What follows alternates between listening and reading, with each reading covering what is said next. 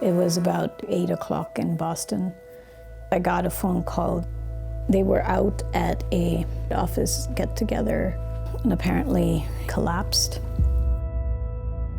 An extraordinary situation. I have a very good colleague at Evergreen who contacted me that they had this young man who had a heart attack and just was not doing well. He had exhausted the level of care that they could provide.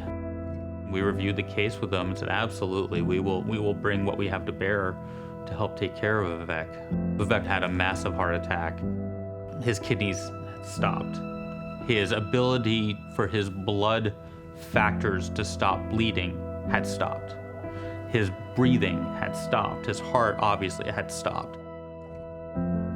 Expedience, coordination, that thought permeates all the decisions. Dr. Mignone and I, recognizing the gravity of the situation, that decided that we were going to meet him in the ambulance bay. We only had one chance at this, and getting him onto ECMO was his chance to get through this situation. And Swedish is the only center in the region that was prepared to provide that type of service.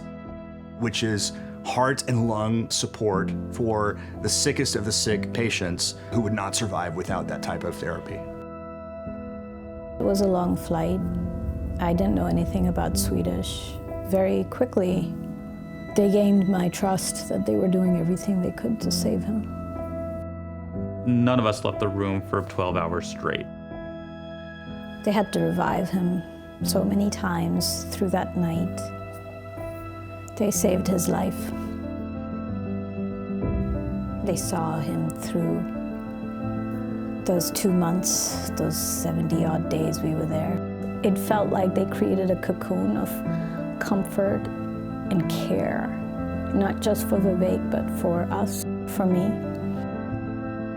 The entire advanced cardiac support program, the entire ECMO program, was entirely funded by our community.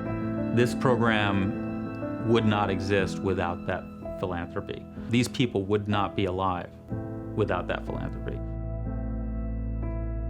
We currently are limited in the number of patients that we can support because of limitations in resources. The reality is that we would be able to treat and potentially save more patients.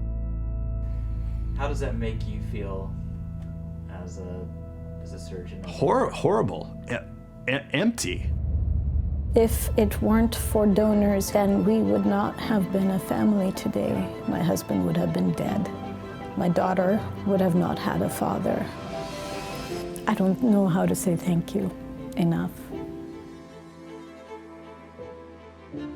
You know, what they do makes a big difference. I really appreciate the time I've gotten back.